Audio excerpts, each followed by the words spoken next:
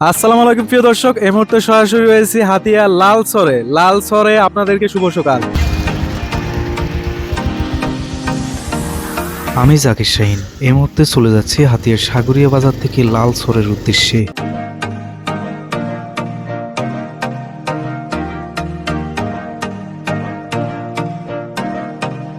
যেতে যেতে যতগুলো প্রাকৃতিক দৃশ্য দেখছি ততই মুগ্ধ হচ্ছি। লালসর মানে বাংলাদেশের দ্বিতীয় সুন্দরবন।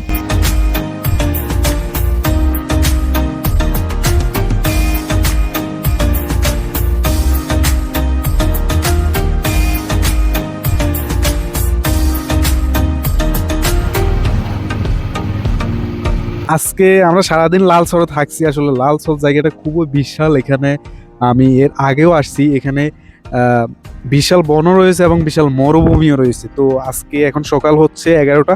আজকে সারাদিন লালসরে থাকবো। আজকে পুরো লালসরের হাতিয়া লালসরের সৌন্দর্য আপনাদেরকে দেখাবো। আমার সাথে মোট 3 জন আছে, মিষ্টু ভাই এবং রাজীব এবং আজমির।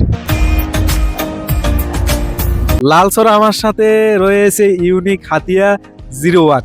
তো ইউনিক হাতিয়া 01 আজকে সর্বপ্রথম হাতিয়া লালসরে এসেছে।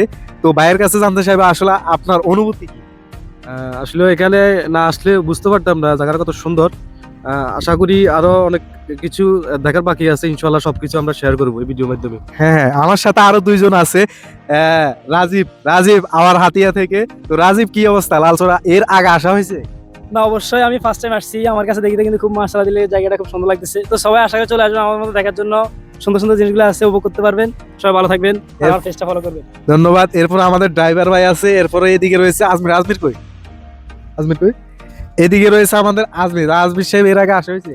না ভাই, আমি এর আগে আসা হয় নাই। তাহলে প্রথম, আজকে কয়েকজনের প্রথম রয়েছে। তো লালসর আজকে পুরো দিন ঘুরবো এবং আপনাদেরকে লালসরের সৌন্দর্য দেখাবো।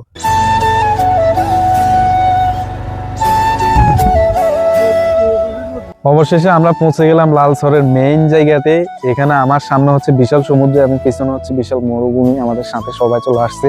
তো আজকে ঘুরাবো এখানে, খুবই সুন্দর জায়গা, ঘুরে ঘুরে দেখবো। একেবারে লালসরের দক্ষিণ প্রান্ত কোন পর্যন্ত গেছে আমার কোনো আইডিয়া না। আসলে শুধু সামনে একেবারে মরুভূমির মতো দেখা যাচ্ছে। আমার মনে হয় প্রায় কয়েক ঘন্টা বাইক রাইড করলেও শেষ করা যাবে না। বিশাল জায়গা এইদিকে আমার পিছনে হচ্ছে সমুদ্র দেখতে হলো অনেকখানি হাঁটতে হবে। এদিকে আমরা কোন দিকে এখন যাব সেই প্ল্যানটা করতেছি, দেখা যাক কোন দিকে যাওয়া যায়। দেখতে পাচ্ছেন এটা হচ্ছে বিশাল সমুদ্র। আসুন, কত বড় সি বিচ, এটার কোনো মানে কুল কিনারা নাই। আমরা হাঁটতে সমুদ্র পর্যন্ত চলে আসলাম। বালি, প্রচুর বালি।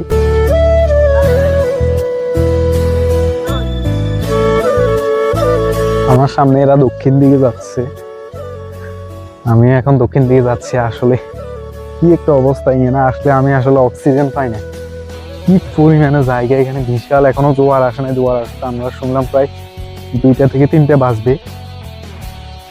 যে বিশাল জায়গা, এটার কোনো শেষ নাই। এখন এরা দক্ষিণ দিকে যাচ্ছে। পানি কোথায় পাওয়া যায়? এখন তো ভাটার কারণে পানি তুলে নাই। তো হয়তো সামনের দিকে আমরা কোনো খোঁজ পেতে পারি।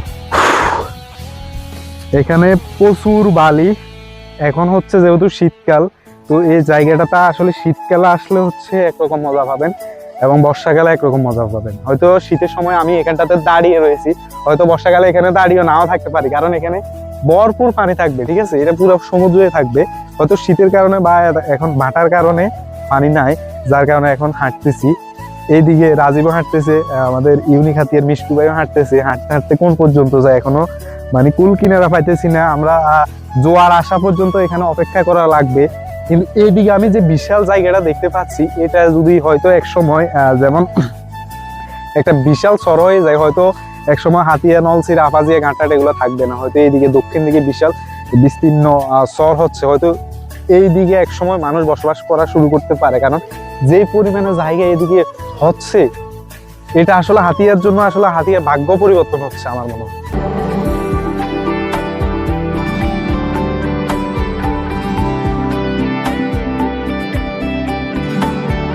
এইদিকে আমাদের মিষ্টু ভাই ড্রোন উড়াচ্ছে। আবার এই ফাঁকির ভিতরে দেন, ফাঁকির ভিতরে ঘুরে রাখেন। ড্রোনগুলো দায়ও না, ড্রোন দেখার জন্য ড্রোন চালু করে দিলাম। তো পাখিগুলো ভিডিও করে নিয়ে আসলাম। লালসরকে নিয়ে আমি একটা ডকুমেন্টারি নিউজ করছি, যার কারণে নিউজের জন্য প্রস্তুতি নিচ্ছি। আজকে আপনাদেরকে দেখাবো, আমি এখন সরাসরি রয়েছি হাতিয়ার লালচরে। এগুলো আসলে হাতিয়ার জন্য সম্ভাবনাময়, কারণ যে পরিমাণে চর এখানে জেগে উঠেছে, যে পরিমাণে ভেড়া মানুষ পালন করতেছে, গরু মহিষ।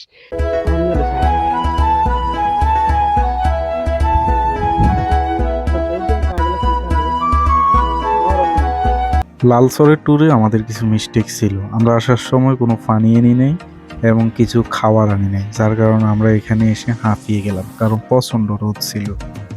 রোদে যখন হাঁপিয়ে যায় তখন আমরা আবার মরুভূমি থেকে বাগানে ফিরে আসি, কারণ বাগানে নিরিবিলি পরিবেশ, ছায়াযুক্ত স্থান খুঁজি।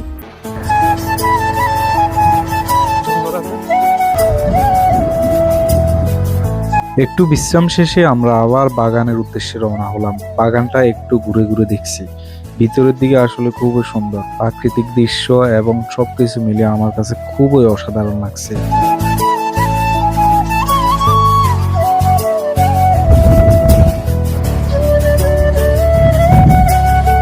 আসলে লালসরের বাগানটা অসাধারণ। এক কথায় বাংলাদেশের দ্বিতীয় সুন্দরবন বলা যায়। বিশাল ম্যানগ্রোভ বন।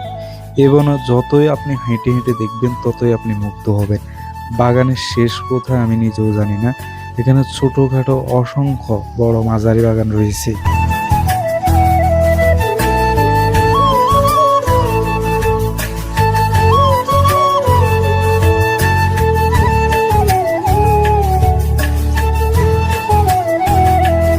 বাগান ঘুরে শেষ করে আমরা যাচ্ছি সমুদ্র তীরে। সমুদ্র তীরে আমরা একটা গড় দেখতে পেলাম, যেখানে আমরা ছুটে গেলাম। এখন আমরা লালচরের একেবারে প্রায় উত্তর প্রান্তে চলে আসলাম। এদিকে রয়েছে বিশাল ম্যানগ্রোভ বন এখন, এবং এই পাশে বিভিন্ন ঘর রয়েছে। যারা নদীতে মাছ ধরে হয়তো তারা থাকে, কিংবা যারা পুরো মহিষ ফেলে তারা থাকে। ওদিকে কিন্তু বিশাল জায়গা, ওদিকে বাগানের উপাশে হচ্ছে আরেকটা চর। তো ওইদিকে আবার গরু মহিষ আছে, দেখা যায়। দুপুর প্রায় 2:30। এই মুহূর্তে আমাদেরকে খেতে হবে। আমরা সাগরিয়াতে চলে আসলাম। লালচর থেকে আমরা চলে আসলাম হাতিয়ার সাগরিয়া বাজারের দক্ষিণ মাথায় হোটেল আল মনসুরে। এখানে এসে আজকে কোরাল মাছ দিয়ে খাবো, ভাত ভাজি। হোটেল আল মনসুর, এটা হচ্ছে আপনারা যদি কোনো জায়গায় থেকে ঘুরতে যান বা সাগরিয়া থেকে খেয়ে যাবেন, কারণ এখানে একেবারে কম রেটে খেতে পারবেন। এটা হচ্ছে সাগরিয়া বাজারের দক্ষিণ মাথায় হোটেল আল মনসুর। দেশি কোরাল মাছ কেন, আপনি তো এর আগে এখানে খাইছেন, খাওয়া দাওয়া ভালো নি?